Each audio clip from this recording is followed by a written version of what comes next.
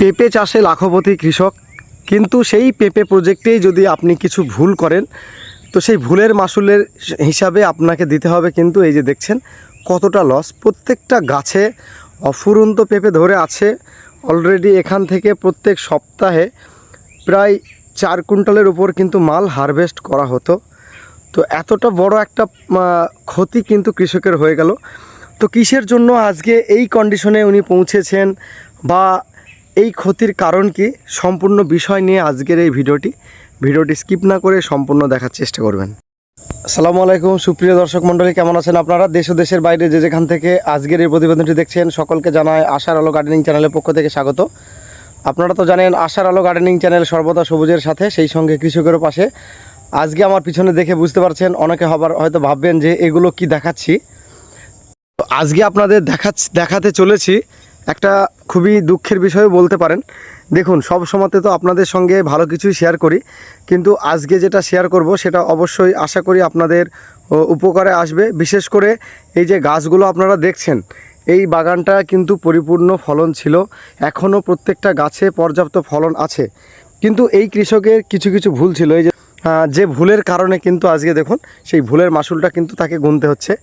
পেঁপে চাষ করে আমরা বলি লাখপতি কৃষক, অবশ্যই পেঁপে চাষ করে যেমন কৃষক লাখপতি হয়, তেমনি কিন্তু পেঁপে চাষ করে যদি আপনার প্ল্যানে ভুল থাকে আপনি এনার মতো সর্বশান্ত হতে পারেন। তো এবার একে একে এই যে কৃষকের যে ভুলগুলো কি ছিল সেগুলো আপনাদের সামনে উপস্থাপন করছি। সর্বপ্রথম যে ভুল ছিল এনার, সেটি হচ্ছে এই যে আপনারা দেখছেন একটি গাছ, কিন্তু এটাতেও কিন্তু যথেষ্ট কিন্তু পেঁপে, আপনারা দেখুন এখানে কিন্তু পেঁপে ধরে আছে। তো সর্বফার্স্ট এই কৃষকের যেটা ভুল ছিল সেটা হচ্ছে 1 নম্বর, ইনি কিন্তু কোনো বেড করেননি। এই যে দেখে বুঝতে পারছেন আপনারা, পেঁপে চাষের ক্ষেত্রে কিন্তু আপনাদের বারবারই বলি কিন্তু বেড করতে হবে। এই যে দেখুন এখানে একটা গাছ লুটিয়ে পড়ে আছে। আসলে আমরা বলি পেঁপে চাষ অলস লোকের চাষ, কিন্তু অলস লোকের চাষ হলেও কিন্তু এতটা অলস হলে কি চলবে? আপনারাই কমেন্ট করে বলুন না। এই যে দেখছেন প্রত্যেকটা গাছে আপনারা লক্ষ্য করুন, যদিও গতকালকেও কিছুটা হারভেস্ট করেছে এই ফাঁকে, তো প্রত্যেকটা গাছে এই যে দেখুন এখানে একটা পড়ে আছে। তাহলে আপনি প্রজেক্ট করছেন, প্রজেক্টে তো অবশ্যই আপনাকে লাভ করতে হবে বা লাভের জন্যই তো করা। এই যে ছোট্ট একটা গাছ, কিন্তু তাতেও পেঁপে ধরে আছে। এই যে দেখুন এখানে অনেকগুলো পেঁপে ধরে আছে, যথেষ্ট পেঁপের সাইজ এখানে আছে। প্রত্যেকটা গাছ আপনাদের যে গাছটায় দেখাবো সেটাই কিন্তু পেঁপে ধরে আছে। তো চলুন এবার আস্তে আস্তে মূল আলোচনায় ফিরি। তো এই কৃষকের কিছু কিছু ভুল ছিল, যে ভুলের জন্যই কিন্তু আজকে এই কৃষক হচ্ছে সর্বশান্ত। ফার্স্ট ভুল হচ্ছে এই যে দেখছেন আপনারা, এখানে গাছের গোড়ায় মাটি হালকা পরিমাণে যদিও আছে, এখানে কোনো রকমের বেড করা হয়নি, যার কারণে এবছর তো অতিরিক্ত বৃষ্টিপাতের কারণে এই জমিতে কিন্তু এই জল জমে গেছিলো। আর বেড উঁচু না থাকার কারণে এই জল জমে কিন্তু আজকে বাগানের এই সর্বনাশ। তো সর্বফার্স্ট এখানে গেল, বেড করেনি এই কৃষক। দ্বিতীয় নম্বর ভুল যেটা হচ্ছে, এই যে সমস্ত গাছগুলো আপনাদের দেখালাম, এই যে গাছগুলো মাটিতে লুটিয়ে পড়ে গেছে, এখানে আছে এই যে দেখুন এখানেও পেঁপে ধরে আছে, আর এখানেও কিন্তু দেখুন কতটা পেঁপে ধরে আছে। তো এই যে গাছ লুটিয়ে মাটিতে পড়ে আছে, এর জন্য 2 নম্বর পয়েন্ট যেটা দরকার ছিল সেটা হচ্ছে এই কৃষককে অবশ্যই আমরা বলি পেঁপে গাছে পর্যাপ্ত ফলন নিতে গেলে কিন্তু আপনাকে সাপোর্টটা মেন, মানে সাপোর্ট আপনাকে দিতেই হবে। তো এই কৃষক কি করেছিল, এখানে কোনো জমির সাপোর্ট দেয়নি। আর এই যে দেখছেন জমিতে প্রচুর আগাছা। আমরা তো বলি যে বিশেষ করে পেঁপে জমিতে আপনাকে পেঁপে চাষ করতে গেলে পেঁপের জমিতে ঘাস থাকবে আর পেঁপে থাকবে, সেটা কিন্তু সম্ভব না। পেঁপের জমি সব সময়তেই থাকবে পরিষ্কার। তো এই হচ্ছে ব্যাপার।